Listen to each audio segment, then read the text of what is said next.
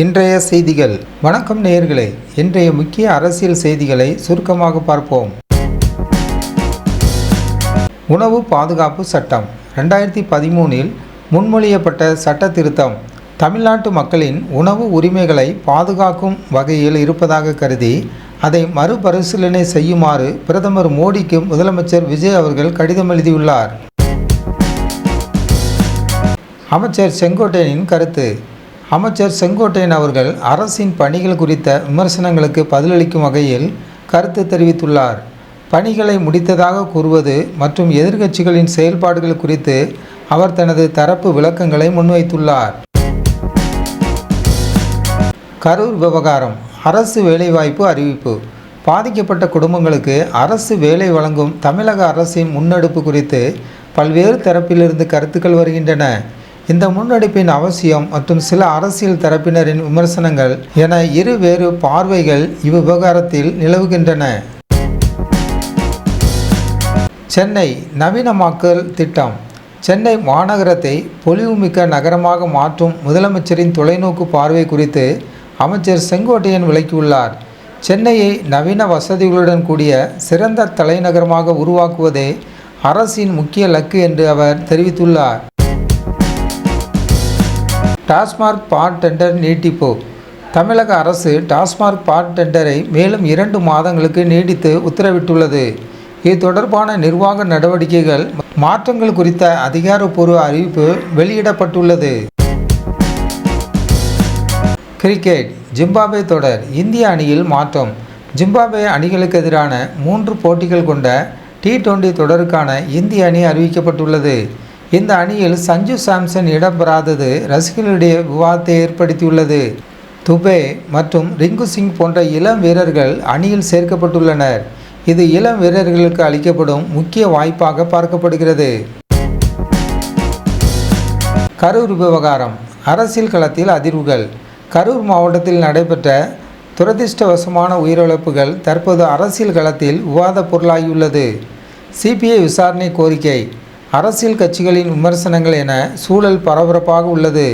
பல்வேறு அரசியல் தரப்பினரும் இவ்விவகாரத்தில் வெவ்வேறு கருத்துக்களை முன்வைத்து வருவதால் இது ஒரு முக்கியமான விவாதமாக உருவெடுத்துள்ளது. விசிக தாவக அரசியல் நகர்வுகள். தமிழக அரசியல் சூழலில் சமீபத்திய நிகழ்வுகள் பல்வேறு யூகங்களை ஏற்படுத்தியுள்ளன. குறிப்பாக அரசியல் கட்சிகளுக்கு இடையிலான உறவுகளும் விஜய் தலைமையிலான தாவகவின் செயல்பாடுகளும் அரசியல் பார்வையாளர்களின் கவனத்தை ஈர்த்துள்ளன. அதிமுக ஆலோசனை கூட்டம். அதிமுக பொதுச்செயலாளர் எடப்பாடி பழனிசாமி அவர்கள் தஞ்சாவூர் மாவட்ட நிர்வாகிகளுடன் கட்சியின் தலைமை அலுவலகத்தில் முக்கிய ஆலோசனை நடத்தியுள்ளார். வரும் கால அரசியல் நடவடிக்கைகள் மற்றும் கட்சி பணிகள் குறித்து இதில் ஆலோசிக்கப்பட்டதாக தெரிகிறது. சேலம் காவல்துறை அதிகாரியின் செயல்பாடு. சேலம் மாவட்ட ஆட்சியர் அலுவலகத்தில் மக்கள் குறைதீர் கூட்டத்தின் போது பாதுகாப்பு பணியில் இருந்த இன்ஸ்பெக்டர் ஒருவர் ரோந்து வாகனத்தில் உறங்கியது குறித்த புகைப்படம் சமூக வலைத்தளங்களில் பகிரப்பட்டு வருகிறது. இது குறித்து துறை ரீதியான கவனிப்பு தேவை என பொதுமக்கள் கருத்து தெரிவித்து வருகின்றனர். இந்தோனேசியா சென்ற இந்திய பிரதமர் நரேந்திர மோடி அவர்களுக்கு நடுவானில் போர் விமானங்கள் மூலம் பாதுகாப்பு வழங்கப்பட்டது. ஜகர்த்தா விமான நிலையத்திற்கு நேரில் வந்த இந்தோனேசிய அதிபர் பிரபோவோ சுபியாண்டோ பிரதமரை வரவேற்றார். இது இரு நாடுகளுக்கு இடையிலான நட்புறவின் வெளிப்பாடாக கருதப்படுகிறது. தமிழக அரசியல் கூட்டணி கணக்குகள். தமிழகத்தில் திராவிட முன்னேற்றக் கழகம் மற்றும் தமிழக வெற்றி கழகம் ஆகிய இரு தரப்புகளுக்கும் இடையிலான அரசியல் மோதல் வலுத்து வருகிறது. வரும் தேர்தல்களை முன்னிட்டு இரு தரப்பின் வியூகங்களும் மக்களின் ஆதரவை பெறுவதற்கான முயற்சிகளும் தீவிரமடைந்துள்ளன. ஸ்ரீவைகுண்டம் எம்எல்ஏ விவகாரம். ஸ்ரீவைகுண்டம் தொகுதி தாவக எம்எல்ஏ சரவணன் அவர்களிடம் உளவுத்துறை அதிகாரிகள் விசாரணை நடத்தியுள்ளனர்.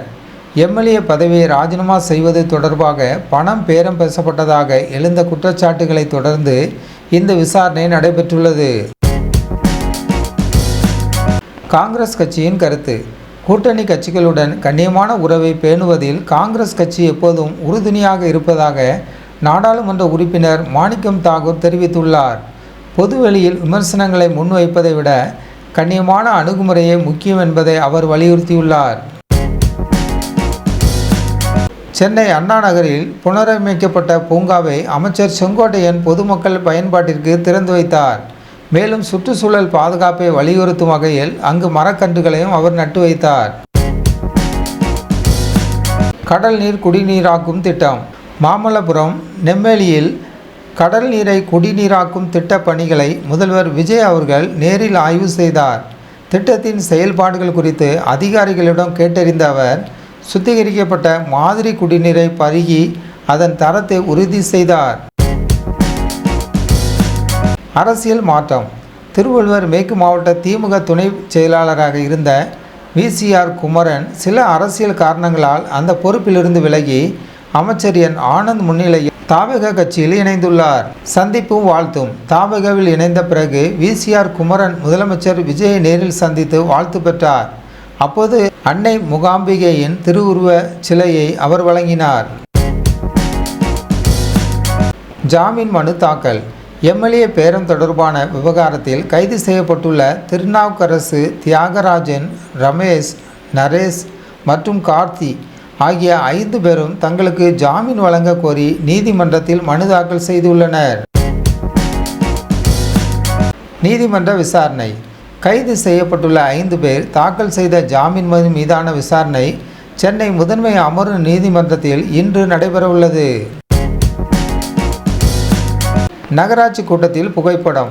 மானாமதுரை நகராட்சி கூட்டத்தில் முதலமைச்சர் விஜயின் புகைப்படத்தை பெரிய அளவில் வைக்க வேண்டும் என அதிமுக பெண் கவுன்சிலர் கோரிக்கை விடுத்துள்ளார். விஜயதரணி சந்திப்பு. முதலமைச்சர் ஜோசப் விஜயை சந்தித்து அந்த தருணத்தை தனது வாழ்வின் நினைவில் கொள்ளத்தக்க நிகழ்வாக குறிப்பிட்டிருக்கிறார் விஜயதரணி. தாவகவில் KP கந்தன். முன்னாள் MLA KP கந்தன் தாவகவில் இணைந்த பிறகு முதலமைச்சரை சந்தித்து ஆலோசனைகளை பெற்றுள்ளார். மக்களின் மனுக்கள். சென்னை தலைமைச் செயலகத்திலிருந்து புறப்பட்ட முதலமைச்சர் விஜய் அவர்கள் பொதுமக்களின் கோரிக்கை மனுக்களை நேரடியாக பெற்றுக்கொண்டார். காவிரி நீர் உரிமை. காவிரி ஆற்றின் குறுக்கே மேகதாதுவில் அணை கட்டுவதற்கு கர்நாடகா விவசாயிகளை எதிர்ப்பு தெரிவிப்பதாக PR பாண்டியன் தெரிவித்துள்ளார். அன்புமணி குற்றச்சாட்டு. பெங்களூர் குடிநீர் திட்டத்திற்காக அணை கட்டுவதாக கூறுவது கர்நாடக அரசின் பொய் என அன்புமணி குற்றம் சாட்டியுள்ளார். உடுமலை ராதாகிருஷ்ணன். தாவகவில் இணைந்த உடுமலை ராதாகிருஷ்ணன் முதலமைச்சர் விஜயை சந்தித்து வாழ்த்துக்களை பரிமாறிக்கொண்டார். நீதிமன்ற வழக்கில் மாற்றம். செந்தில் பாலாஜி அவர்களின் சகோதரர் அசோக்குமார் தொடர்பான முன்ஜாமீன் மனு விசாரணை சென்னை உயர்நீதிமன்றத்தில் MP MLAக்கள் மீதான வழக்குகளை கையாளும் சிறப்பு அமர்வுக்கு மாற்றப்பட்டுள்ளது.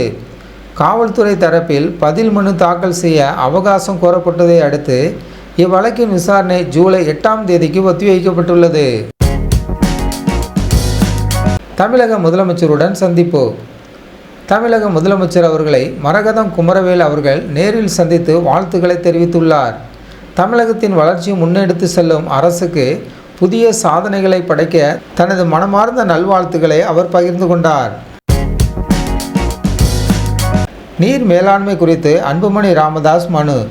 நீர்வளத்துறை அமைச்சரை நேரில் சந்தித்த பாமக தலைவர் அன்புமணி ராமதாஸ் தமிழகத்தின் நீர்நிலைகளை மேம்படுத்த விரிவான கோரிக்கை மனுவை அளித்துள்ளார்.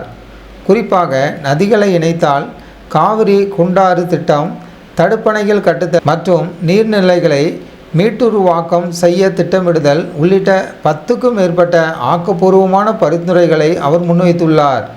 8 ஆண்டுகளில் ரூபாய் 2 லட்சம் கோடி மதிப்பீட்டில் இத்திட்டங்களை நிறைவேற்றினால் மாநிலத்தின் தண்ணீர் பற்றாக்குறைக்கு நிரந்தர தீர்வு காண முடியும் என்பது குறிப்பிடத்தக்கது. ஆக்கப்பூர்வமான அரசியல் மாற்றம். நீர்வளத்துறை அமைச்சருடனான சந்திப்புக்கு பிறகு செய்தியாளர்களை சந்தித்த அன்புமணி ராமதாஸ் அவர்கள் 60 ஆண்டுகளுக்கு பிறகு எதிர்க்கட்சிகளின் ஆலோசனைகளை கேட்டு செயல்படும் அரசாக தமிழக அரசு இருப்பதை வரவேற்றார் அமைவதாகவும் அவர் குறிப்பிட்டுள்ளார். உலக தமிழ் மாநாடு குறித்த அதிரடி திட்டம். 15 ஆண்டுகளுக்கு பிறகு உலக தமிழ் மாநாட்டை மீண்டும் சர்வதேச அளவில் நடத்த தமிழக அரசு திட்டமிட்டுள்ளது. அமெரிக்கா, கனடா மற்றும் இங்கிலாந்து உள்ளிட்ட நாடுகளில் பல கட்டங்களாக இந்த மாநாட்டை நடத்தி உலகம் முழுவதும் உள்ள தமிழர்களை ஒன்றிணைப்பதே அரசின் முதன்மை நோக்கமாக பார்க்கப்படுகிறது. மரியா நோவா நியூஸ் சேனலுக்கு புதியவராக இருந்தால் மரியா நோவா நியூஸ் சேனலை சப்ஸ்கிரைப் பண்ணுங்கள்.